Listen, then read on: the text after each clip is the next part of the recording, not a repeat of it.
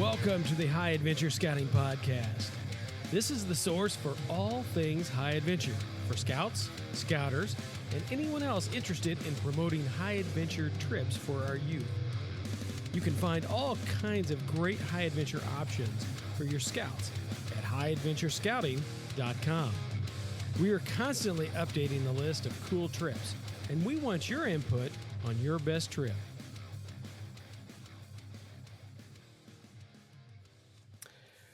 Welcome, high adventure enthusiast. We are excited, as always, to highlight a high adventure base on this edition of the High Adventure Scouting Podcast. Today, we're joined by Ian Craig from the Adirondack Treks and High Adventure at Massaweepie Center from the Seneca Waterways Council. They're up in New York State. Ian, thanks for joining us today on the High Adventure Scouting Podcast. Thanks, Rob. It's great to be here. No problem. Now, the purpose of this podcast is to give the listeners a little more information about your program offerings. I'm sure many outside the regional area don't know much about your programs. So just give me a quick overview of your programs just to start out, and we'll kind of drill down from there. Does that sound good? Fantastic. All right. Mic is yours. Excellent. So to lead out with our location, geographically, we are within an hour's drive of the site of the 1980 Olympics in Lake Placid, New York, up in the Adirondack Mountains, which is approaching an 8 million acre park at this point. That's state-owned and managed land, falling under what's really pretty unique called the Forever Wild Clause in the state of New York, where anytime the state gets a hold of land, they have to allow it to revert back to its wild and natural state, which does nothing but allow for us outdoor enthusiasts the opportunity to take advantage of this huge playground. It's really an exciting location, and it's a bit like the Boundary Waters, where there's nothing but connected waterways and some mountains ranging from 2,000 to 4,600 or 4,700 feet in height. Really great hiking as well as paddling opportunities. We at Massaweepie try to focus in on offering youth groups the high adventure aspect of scouting through multi-day, anywhere from 3 to 7 day or longer treks. Honestly, we can customize a trek of any length, figuring out if we want to do a full-on paddling or a backpacking group straight on, or a hybrid bit where it's canoeing and backpacking. We are happy to intersperse in some day trips as well if the group is interested. We have an amazing natural history museum as well as just an overall museum of the Adirondacks, explaining how this amazing place kind of was generated as far as an outdoor destination a long time ago. And so there's some neat activities that can happen as part of. We even have like a great stargazing observatory in the local area within 20 minutes drive of camp. So there's kind of countless or endless opportunities for us to put together a customized trek. And that's one of the things that we really pride ourselves on, is the communication with the scouting unit. Once a scoutmaster reaches out to us or a council reaches out to us and expresses interest in a trek, what's most important to us is trying to help them determine with their youth what exactly of kind of an adventure they want with us. We do try to focus less on a guided adventure and more on a training, so that a training adventure so that it is youth led. So we try to always encourage the units to keep in mind that our voyager, who's going to spend all week with the crew, that's a New York State regulation that we have to abide by. So our BSA, National Camping School trained voyager, will spend the entire week with the group. But what they're looking to do is to train all of the scouts in the crew to do all of the things that a voyager is trained to do. So they'll spend the first 48 to 72 hours teaching all of the skills and all of the responsibilities that it takes to actually manage and move a group of people through the wilderness. And then what they'll do is turn over the ownership of that group by Wednesday morning. Typically, they'll turn over the ownership of that to the boys, and they'll just keep the boys within the boundaries and the parameters of health and safety, risk management, understanding any merit badge skills development they want to add in, and really just trying to keep them to their objectives that the boys themselves have set for the week. And we can do that with anything, again, from 3 days all the way up to 7 or longer days here in the park. There's so many interconnected waterways and so many different trails that connect to the waterways that we can really blend anything together that we want. The other side of our house currently, Rob, is an adventure day program, our high adventure side of the fence here, that we have as part of our resident camp at Camp Pioneer. And this is a program designed for boys who are aged 14 and older, who are interested in something that's a little bit more adventurous beyond the merit badge program, but maybe they're a part of a troop that doesn't have enough scouts to pull together a trek, or they're just not sure of themselves and whether they want to take a full week trek. And so what we do is bring those boys together in a provisional concept on Monday morning, and we outline for them what they would need, or what the opportunities they have to train and learn throughout the week might be. So some of the core concepts of that program tend to be, canoeing fundamentals and getting out on the lakes or rivers. They can spend a half day or full day with that. We do a lot of hiking. Our property is upwards of 3,000 acres, I think. It's pretty substantial. And so we have outpost camping all over the place. We have 4 or 5 different lakes and ponds that we can utilize.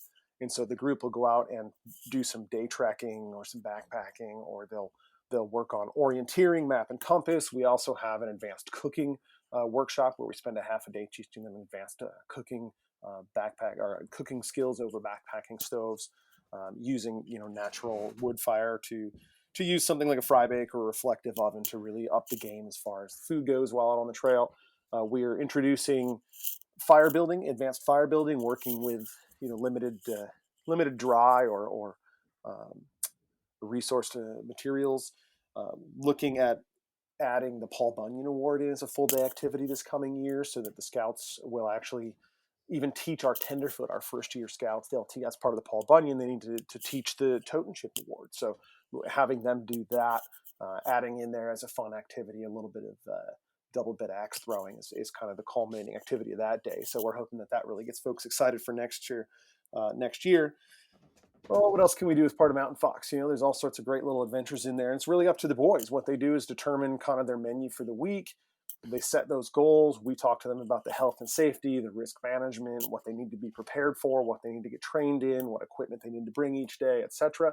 And then they basically turn up at 8 or 8:30 in the morning, and we begin the day, and we come back at 4 o'clock, and they return to their home troop for the evening in resident camp. They are allowed to do an overnight on the property somewhere if they want as a group. This year, we actually even had a really great activity where they would spend the full day mountain biking over to a small mountain that we have in the area that has a fire tower on top. So they would mountain bike the 10 miles over to this mountain, climb the fire tower, come back down, and mountain bike all the way back to camp. And that would consume, a full day in a high adventure sort of activity. And then, of course, we're always trying to talk to them about what they might like to do with their unit back at home. How can they take these skills back to their home troop and encourage the younger boys to get interested in more of these adventure type activities. And so that's the other half of our major program currently. The other really interesting thing that we're working with, and we hope to establish that, the parameters of that in the next few weeks actually, is what we're calling the Gray Fox program, where we're trying to also target some of the adult leaders who are in resident camp. And while the boys are off at merit badge class, how can we work with the adult leadership on LNT, wilderness first aid, and some of the advanced backcountry skills, orienteering, cooking, fire building, so that also can transfer back to the units during the academic year when it's not summer camp. And so that program would be entirely new for us as a third program out of the Massaweepie Treks Center and Treks and High Adventure Center. So, we've got some exciting things in the works that we're hoping to find a place for everybody who attends camp at Massaweepie, whether it's for a weekend track or a full week track or resident camp. We want to make sure that everybody feels that they can come in and walk away from their scouting experience with something really great. Well, man, you've got a lot going on. I've been jotting notes down, and so I've got a couple questions. Please. The Mountain Fox program. Now that's generally, I'm just guessing, this is generally for individuals who come to Camp Pioneer with their troop, and generally a little bit older boys, maybe not. They've done all the merit badges they want to do. This is the next step before they jump into a full week high adventure program itself out in the field. Does that sound about right? Correct. The goal Okay. is to either build the confidence or bridge the gap where they maybe come from a troop that doesn't have more than 2 or 3 boys who are ready to do that. So we can still give them some of those opportunities without having to commit to that full 5-night overnight adventure. That's cool. And that's usually one of my questions is, is the High Adventure program a part of or based at a scout camp to where the troop can go. The boys who want to do merit badges can do merit badges. And with this Mountain Fox, the older boys who want to do kind of sample High Adventure for the week, and then the real ambitious ones that want to go out on a traditional High Adventure trek that you have in the camp. So so that's always one of my questions is it a one stop shop? It's not always, and not all councils can uh, make that happen within the facilities they have. So that's great that you have that. So um, I think I'm real curious. I'm looking on the website right now, just kind of looking at I've got canoe treks for the traditional high venture canoe treks. Have canoe hiking, backpacking, and so on. And it looks like there's all kinds of different options based on what the unit wants to do. How far, where they want to go, those kind of things. What's the traditional? Let's see, or is there a traditional trek that units will usually come to you guys for? I'm going to say at this point, no, Rob. One of the big moves that we've made over the last few years is again that customization piece, trying to work with the boys. And over the last few years, one of the beauties that's come out of our world is the video conferencing, and so we're able to get on a video conference, myself or one of my other team members, and really interact with the boys and say, hey, what is it that you want out of this adventure? I would say from an 85% or greater perspective, we do primarily 5-day canoeing treks. But more and more, we're seeing that the scouts are asking, "Hey, can we throw like a mountain hike in during one of those days?" And so we've got some routes that we've gathered over the years where, with a quick paddle of a mile out of the way, say, we can get to the point where there's a trailhead that will allow them to climb up to the top of a mountain and look out over all the lakes that they've just paddled to get there. So we can blend those activities in. But again, to say that there's one specific route that you'll see on our website that is the route, I don't actually think there Mhm. is one. We really try to help that group and make suggestions to them. Typically, when a scoutmaster reaches out after we've talked with the boys, we'll offer them 3 route suggestions with maps so that they Mm. can look at them as a unit at a troop meeting and pull up the topo on it from Google Maps or whatnot and say, hey, this is what I'm seeing. This is what's interesting. We want to camp on islands. We want to camp near sandy beaches. We want to camp near places where we can do a side hike or whatnot. Some groups even say, hey, we want to paddle past a place where we can get an ice cream cone in the middle of the week. And we have those. We can make that happen. I think I would like that option. So, uh, when obviously with this program being based at a council camp, do you have um individuals come in that aren't they don't have a full crew with that particular unit that can be tag on or provisional with another unit? Is that possible for the traditional high adventure programs? We do always offer the opportunity on weeks, I think we're doing it weeks 3 and 5 currently, for a Mhm. provisional group. It's advertised on our website as a trek availability. Okay. I would say over the last 4 to 5 years, we have not executed any provisional groups. We have had some scouts tag on to a trek that is existing, and I've never had a troop tell me no unless they're at the point where they're exceeding our group size limit. So one of the things we do have to work around are the New York State regulations. And based on the different bodies of land that New York State has acquired over the years, they create a unit management plan, and that will outline for me what group size can actually overnight camp in the area.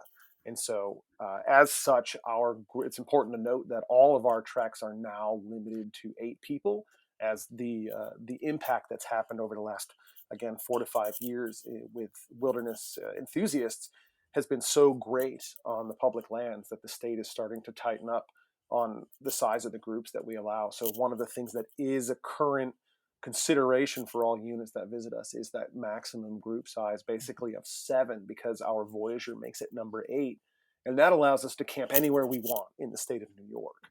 Once we breach that 8, it becomes more challenging. We're limited in geographic locations that we can paddle or lakes that we can utilize, or hike or lakes, hike or paddle, I mean. And and so the state never at any point in time in New York allows you to camp overnight with a group larger than 12. That's a state maximum law, top ceiling. So groups will allow that provisional. Back to your original question, groups will. I have never had a troop say no to adding on a father and son, or a parent child, to their trek if they're looking for numbers. Some of them do say, "Hey, we're a small group, really hoping that you might be able to find us 1 or 2 people," and we will reach out to some of our larger troops, even in our council, and say, "Hey, do you have anybody, an adult and a scout, or 2 scouts that really want to join into a crew provisionally, just to help this other group get in the woods?" And we have always made that work. It's never been a problem. Awesome. All right. Um, so yeah, I think you're talking about the maximum number of people. Those units who have been to the Boundary Waters are familiar with that. We're generally, depending on what option you go with, whether it's a outfitter or Northern Tier, you're looking at max of 8 to 9 people total. So that's not a bad group. I'm not sure I would want a group bigger than that canoeing. So it just kind of keeps everybody together. So that's good. Uh, what's the now? You mentioned about the Voyagers that they're fairly well trained. Where do they come from, and what kind of background do they come from? So most often we wind up working with college students who Mhm. have either matriculated out through scouting programs or have kind of found their way to us via some of the universities that offer outdoor education or recreation programs. So they tend to be really interested in the adventure aspect of it. But also we tend to get some of the best voyagers I've worked with in the past decade have been some of the environmental science students or the forestry students who just there's nothing more than they want than a day in the woods, and then having a group of scouts who want to learn about the different types of trees or the different types of fish or the different types of flora and fauna that we encounter on our treks. Like these guys get so enthused by it, it's amazing. So one of the things we try to do is make sure that we have a well-rounded group of voyagers. And again, much like we want to customize the adventure and experience to the boys' needs, we also try to line them up with the voyager who has a background that's going to well suit what their interests are. So we do offer at times fishing tracks where scouts just come up and say, "Hey, you know what? We want to go low and slow, and we want to try to catch as many different fish as we can and enjoy our week out there." And we'll have staff members, voyagers that just love fishing, and so we'll try to make that match happen for them in the background. And then at the beginning of the week, when they meet their voyager, here's a guy who knows exactly what the group is into, and they have kind of a common interest. So it's really fun. We do also wind up working with some retired adults who have said, "You know what, I would like to give back to the scouting program and spend a week out in the woods, helping kids, youth become enthused about wilderness adventure experiences." And so the voyagers really can come from all backgrounds, all walks of life. We tend not to have, the state of New York requires that they have to be 18 years or older in order to be Mhm. a representative of the camp on the trip. So one of the things we do have to balance is that fine line between the New York State Department of Children's Camp regulations as well as what the BSA expects. And that's what our Voyager is really trained to do, is to make sure that all of those pieces are managed in the background and never become a stress for the troops that are visiting us. Exactly. Well, that makes sense totally. Is there an average? I know everybody curious about what's the cost. That's always going to come up. Is there a cost range for these kind of, especially the main, what I consider the main high adventure treks, the week long treks that you guys really specialize in for the high adventure program? Right on. Everything that we've got right now is priced between $400 and $500, depending on the time of year that you book. We have some early bird incentives. I believe the starting price for a trek, a full 5-day trek, which is truly 7 days at Massaweepie, pretty much a Saturday evening because of transport times. It's a Saturday evening to Saturday morning experience, and so that base price, I believe, is going to be $450 this year if you register and pay before March. After March, it raises to $500 per person, and that is all inclusive. The only thing that a unit needs to bring with them is their personal equipment. We offer all of the food, all of the trip planning, all of the transportation and logistics, all of the lodging. We do have tents available, but we encourage units to bring equipment as far as tents go that they're familiar with. Same for backpacking stoves. If they have stoves that they're familiar with, it just makes it a little bit easier once we get out on trail. But we do absolutely send out both white gas MSR stoves as well as jet boils with every crew, and we have the full patrol kit complement. So we really want to make sure that units don't feel like equipment is something that would encumber them from being a part of the adventure, and that cost for the week of the 450 or 500 for 2022 is going to be inclusive of all meals and everything from Sunday morning all the way through until Saturday morning. Well, that's definitely a question that everybody has is, all right, what do we have to bring with it? And that makes it a lot easier to be able to just show up and just go. And that's awesome. That's great to have all that together. So, uh, how where do most of your units come from? I assume a lot come from the Northeast since that's where you're located. But do you have units come from outside of that area? Typically, I think right now the farthest away that I've worked with in the last few years is going to be central to Southern Virginia. Hmm. We've had some. We had a group from Illinois come out a year ago. Maryland, Rhode Island, Massachusetts, Connecticut. A lot of folks right around the New England region. Most folks within that. Well, I guess Virginia would put it at a 13-hour or less drive. It's important to note, Rob, that we are not against making the 2-hour drive to one of the regional airports for us as well. Albany, New York is 2.5 hours from us. Plattsburgh has a regional airport, and they've got one of the smaller carriers.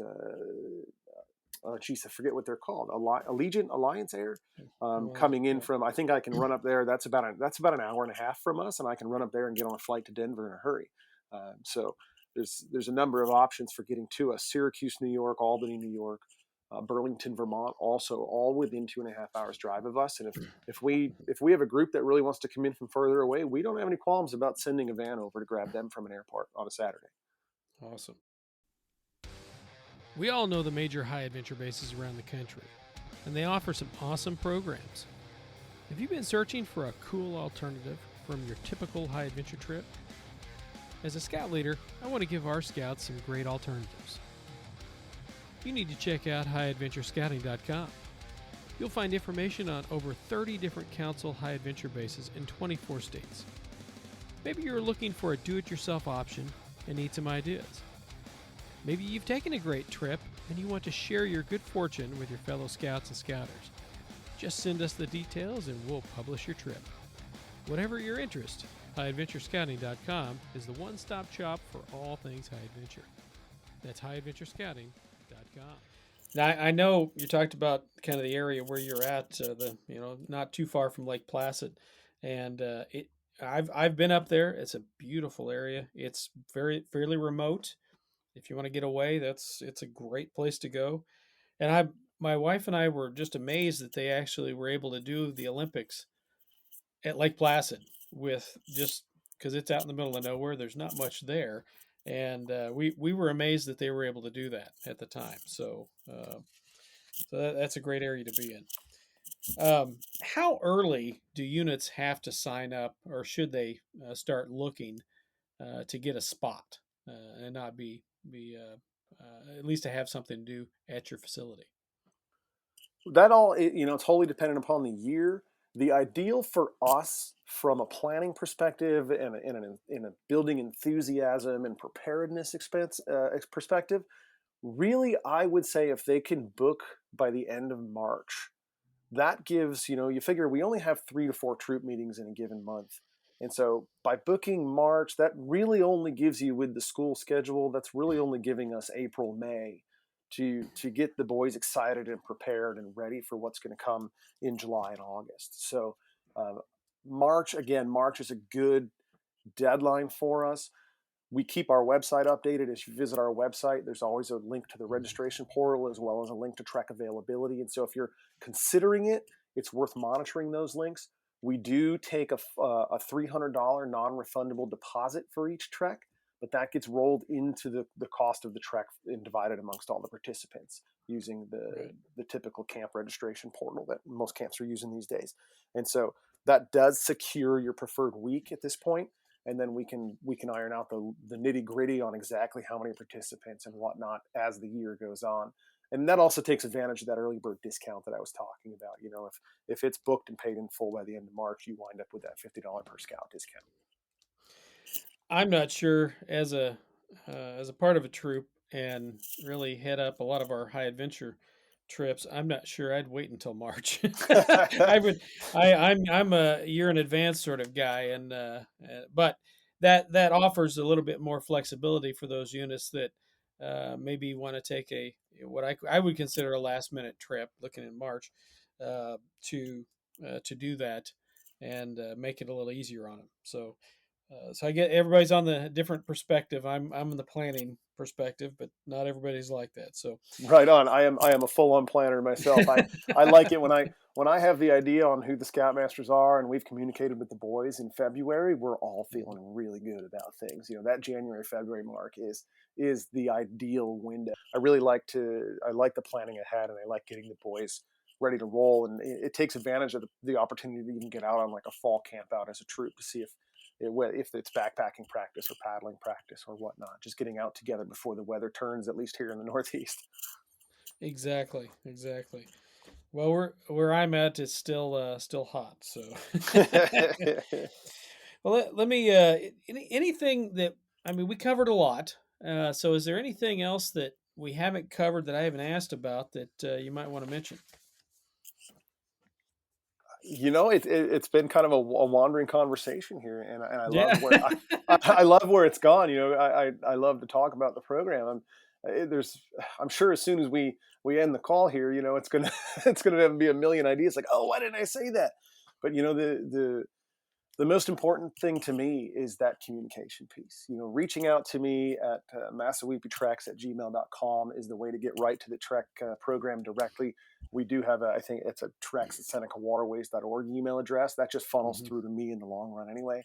And you know, just get right out to me at MassaweepieTreks@gmail.com, and we'll have a dialogue. Even if you don't wind up booking a slot with us or anything for the summer, you know, I love talking treks, and I love getting youth inspired to be outdoors and put all these scouting skills and all these merit badge skills that they've been developing into practice. So, you know, I just love to have a conversation about program development and working with units. So, you know, never hesitate to reach out and just talk treks, or, you know, treks in the Adirondacks. It's such an amazing place. The possibilities are endless as what we can put together. And that to me is really what's most important is developing that dialogue and trying to iron out what the boys want out of the experience and how prepared they are to take ownership of that adventure and lead each other throughout the course of the week.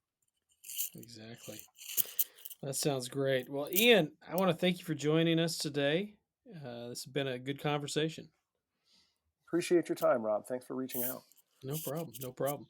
Now, I want to thank Ian Craig from the, it's a long name. It's Adirondack Treks and High Adventure at Massaweepie. And you can find all that and he's from the Seneca Waterways Council. And I'm glad he was able to join today and talk about some of their programs. Now, you can get more information on their programs just going by senecawaterways.org and searching for High Adventure. Or all this contact information is out on our website, highadventurescouting.com. And you can, it's listed under Adirondack Treks. And there's a lot of information on there about their programs. Thanks for joining us today. And remember to tell your friends about this podcast. You can find us online at highadventurescouting.com, on Facebook or Instagram. If you have any questions or ideas for future podcasts, just email us at info@highadventurescouting.com. This podcast and website are independent and not affiliated with any youth organization. Happy High Adventure! This has been a production of High Adventure Resources.